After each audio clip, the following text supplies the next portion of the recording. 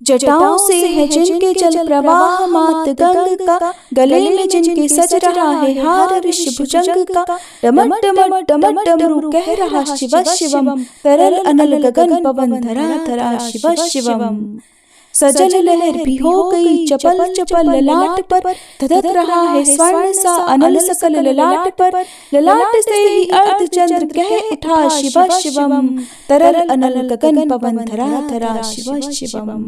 जय भोलेनाथ। आज सोमवार का दिन है और इस दिन देवों के देव महादेव की पूजा की जाती है। आज के दिन जो भक्त सच्चे मन से महादेव की पूजा करके उपवास रखता है और व्रत की कथा पढ़ता है, महादेव की कृपा से उनकी सारी मनोकामनाएं पूर्ण हो जाती हैं और ऐसा भक्त अकाल मृत्यु से भी कोसों दूर रहता है। प्रिय श्रोताओं, आज के इस वीडियो में आप सुनेंगे सोमवार व्रत की संपूर्ण कथा। पौराणिक कथा के अनुसार प्राचीन समय की बात है, एक गांव में एक साहूकार रहा करता था। साहूकार धनी था, उसके पास अथाह धन दौलत थी, लेकिन उसकी कोई संतान नहीं थी। साहूकार भगवान शिव को प्रसन्न करने के लिए सोमवार को व्रत रखा करता था और व्रत के दौरान वह विधि पूर्वक भगवान शिव और देवी पार्वती की पूजा और शाम को प्रदोष काल के समय शिवलिंग पर दीपक भी जलाता था। साहूकार की भक्ति और पूजा अर्चना को देखकर एक दिन माता पार्वती ने भगवान शिव से कहा कि हे प्रभु, ये साहूकार तो आपका परम भक्त है, हर सोमवार को विधि विधान से आपकी पूजा करता है। मुझे लगता है कि आपको उसकी मनोकामना अवश्य ही पूर्ण करनी चाहिए। तब भगवान शिव ने देवी पार्वती की बात सुनकर कहा कि हे गौरी, ये संसार एक कर्म क्षेत्र है। जैसे एक किसान अपने खेत में बीज बोता है तो कुछ समय बाद उसे पेड़ मिलता है, ठीक उसी तरह इस संसार में आदमी जैसा भी कर्म करता है तो उसे उसका फल भी वैसा ही मिलता है।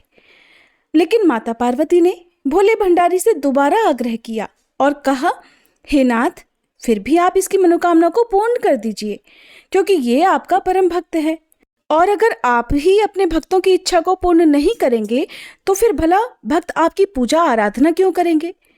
माता पार्वती के इतना आग्रह करने पर भगवान शिव ने कहा, देवी, ये धनवान साहूकार है और इसका कोई भी पुत्र नहीं है, इसीलिए ये सदैव चिंतित रहता है। हालांकि इसके भाग्य में किसी संतान का योग नहीं है, परंतु आपके आग्रह करने पर मैं इसे पुत्र प्राप्ति का वरदान देता हूँ, लेकिन इसका पुत्र केवल 12 साल तक ही जीवित रहेगा। मैं इससे ज्यादा कुछ नहीं कर सकता हूँ। फिर एक रात भगवान शिव ने साहूकार को स्वप्न में दर्शन दिए और कहा कि उसे जल्द ही पुत्र की प्राप्ति होगी, लेकिन उसका पुत्र दीर्घायु नहीं बल्कि केवल 12 वर्ष तक ही जीवित रह पाएगा। ये बात सुनकर साहूकार ना तो प्रसन्न हुआ और ना ही ज्यादा दुखी हुआ। स्वप्न में सब कुछ जानने के बाद भी साहूकार ने पूजा अर्चना जारी रखी और कुछ दिनों बाद साहूकार की पत्नी गर्भवती हो गई और उसने एक सुंदर बालक को जन्म दिया। बालक के जन्म से घर पर हर्षोल्लास का माहौल था, लेकिन साहूकार खुश नहीं था, क्योंकि उसे पता था कि उसके बालक का जीवन केवल 12 वर्ष तक का ही है और उसने किसी को भी ये बात नहीं बताई थी। जब वह बालक 11 वर्ष का हुआ तो साहूकार की पत्नी ने बालक के विवाह की बात साहूकार से कही, लेकिन साहूकार ने इस बात से इनकार कर दिया और उसे शिक्षा के लिए काशी भेज दिया। साहूकार ने बालक के मामा को बुलाया और पैसे देकर उन्हें बालक के साथ काशी जाने का आदेश दिया। साहूकार ने मामा भांजे से कहा कि वह काशी जाते समय रास्ते में यज्ञ कराते हुए और ब्राह्मणों को भोजन कराते हुए जाएं। दोनों मामा भांजे ने ऐसा ही किया। काशी जाते समय जिस रास्ते से मामा भांजे गुजर रहे थे, उसका राजा अपनी पुत्री का विवाह एक ऐसे राजकुमार से करवा रहा था जो काना था।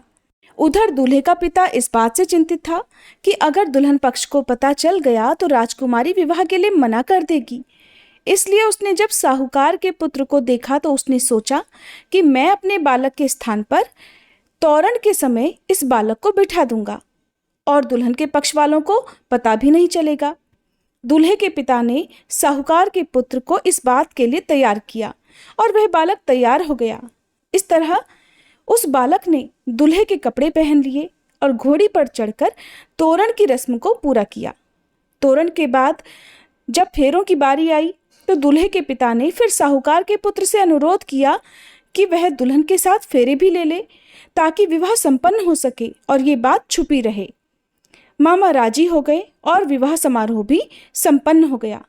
विवाह संपन्न होने के बाद मामा भांजा काशी के लिए प्रस्थान कर गए, परंतु साहूकार के पुत्र ने दुल्हन के कपड़ों पर लिख दिया कि तुम्हारा विवाह तो मुझसे हुआ है, लेकिन तुम जिसके साथ विदा किए जाओगी वह एक आंख वाला आदमी है और मैं काशी शिक्षा ग्रहण करने जा रहा हूँ। जब राजकुमारी ने ये बात पढ़ी तो उसने राजकुमार के साथ जाने से इनकार कर दिया और अपने पिता से कहा कि ये मेरा पति नहीं है, मेरे पति शिक्षा ग्रहण करने काशी गए हुए हैं। जब सब जगह ये बात फैल गई तो मजबूरी में दूल्हे के पिता ने सारी बात सच सच बता दी और दुल्हन के पिता ने फिर बेटी को भेजने से इनकार कर दिया। इधर मामा भांजे दोनों काशी पहुंच गए और बालक शिक्षा ग्रहण करने लगा। तब मामा ने यज्ञ करना शुरू कर दिया। जब साहूकार का पुत्र 12 वर्ष का हुआ तब एक दिन उसने अपने मामा से कहा कि उसकी तबीयत ठीक नहीं है और वह सोने के लिए अंदर जा रहा है।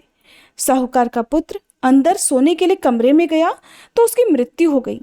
थोड़ी देर के बाद जब मामा अंदर पहुंचे तो उन्होंने बालक को मृत अवस्था में देखा और बहुत दुखी हुए, परंतु वह रो नहीं सकते थे वरना उनका यज्ञ अधूरा रह जाता।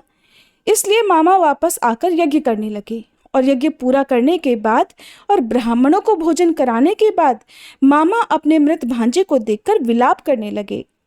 ठीक उसी समय उसी मार्ग से भगवान शिव और देवी पार्वती जी जा रहे थे।